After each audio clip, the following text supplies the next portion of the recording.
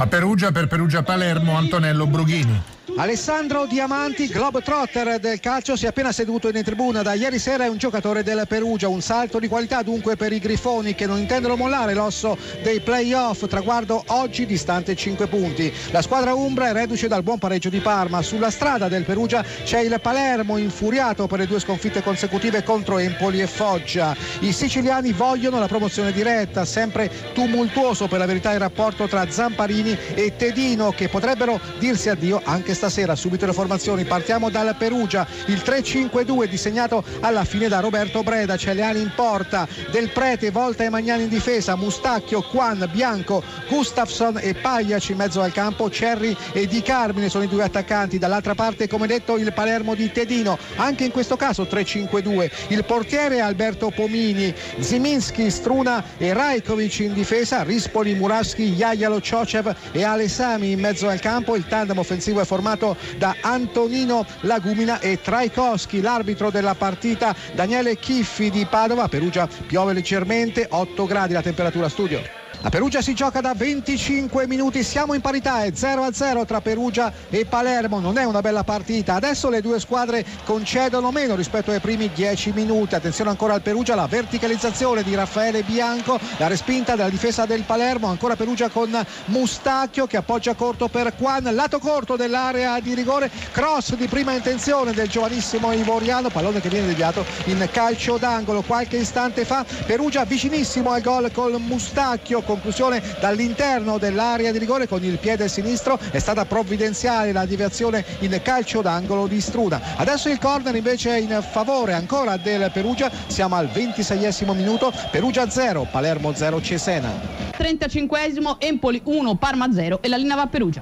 35 minuti anche al Renato Curia, 0-0 tra Perugia e Palermo. Meglio, decisamente meglio la squadra di casa, più determinata e soprattutto più organizzata quando si affaccia nella metacampo avversaria. Qualche minuto fa Grifoni pericolosissimi con Quan, il giocatore ivoriano che ha sfiorato il vantaggio. Una conclusione molto bella al volo di prima intenzione, la palla di poco alta. Ancora Perugia con Di Carmine, lato corto dell'area di rigore, il tentativo di tacco per servire Gustafsson, non riesce. Ancora però la formazione di casa, il cross a rientrare di Pagliac. Stavolta Struna non si fa superare. Il Palermo in qualche modo può allontanare il pallone dai propri 16 metri. Palermo leggermente in affanno. 36esimo minuto, Perugia 0, Palermo 0. Andiamo a Cesena.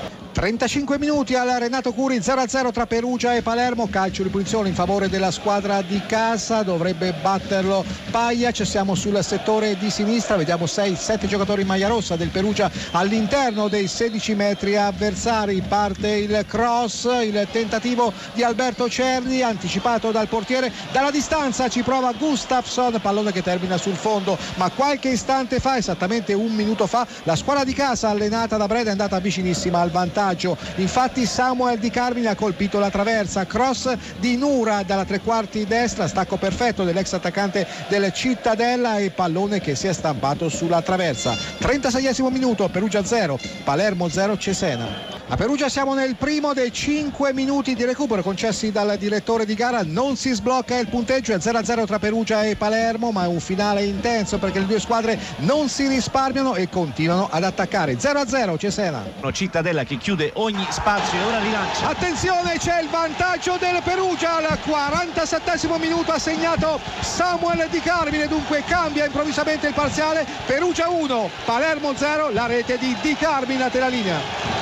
A Perugia dunque siamo al 48esimo minuto, si giocherà fino al 50esimo. Perugia 1, Palermo 0. Ha sbloccato dunque questa partita complicatissima Samuel Di Carmine nel secondo minuto di recupero. C'è stato un lancio dalla tre quarti, una verticalizzazione perfetta del Perugia per Di Carmine che ha postato praticamente all'altezza del disco del rigore. Di prima intenzione ha fulminato Alberto Pomini, il portiere del Palermo. Per Di Carmine 14esimo gol in campionato, sempre lui praticamente. Ancora Perugia però in possesso di palla, è galvanizzata adesso la squadra umbra allenata da Roberto Breda. Stordito invece il Palermo che nel secondo tempo si era fatto preferire se non altro per l'organizzazione, per il possesso palla. Ancora la sformazione siciliana adesso che manovra alla linea dell'altezza della linea centrale del campo, ma non riesce a superare la guardia spietata di Gustafsson. Il cronometro segna 48 minuti e 30 secondi. Ancora il contropiede, la ripartenza del Perugia, stavolta però sbaglia tutto Di Carmine nel tentativo di servire buon aiuto e poi ripartire il Palermo. Seguiamo soltanto questa azione, poi torneremo naturalmente allo studio. Pallone che termina in fallo laterale. 1 minuto al termine, Perugia 1,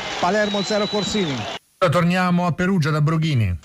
D'accordo Corsini, a Perugia mancano soltanto una decina di secondi al termine della partita, siamo infatti nell'ultimo dei 5 minuti di recupero, la formazione di casa è in vantaggio sul Palermo per 1-0, sta decidendo Di Carmine al 47esimo minuto della ripresa, fischietto alla bocca per l'arbitro, ma forse c'è il tempo per l'ultimo assalto da parte del Palermo che adesso opera con Jajalo, sicuramente il migliore dei suoi, il capitano Rispoli, palla ancora all'indietro per Bellusci, entrato nel corso del secondo tempo scaduto, ancora un cross all'interno dell'area di rigore, in qualche modo spazza Nura, può allontanare il pallone, cerca di rincorrerlo in qualche modo Alberto Cerri, ma è più svelto Ale Sami e vediamo se c'è tempo, ma forse non c'è più tempo, l'arbitro però fa continuare il rinvio lungo del portiere. Invece c'è il tempo ad Empoli per il quarto gol, è andato in gol proprio Maietta quando siamo al 49esimo e proprio in questo secondo triplice fischio da parte dell'arbitro, è finita la gara al Castellani. Empoli 4, Parma 0. A te Brughini.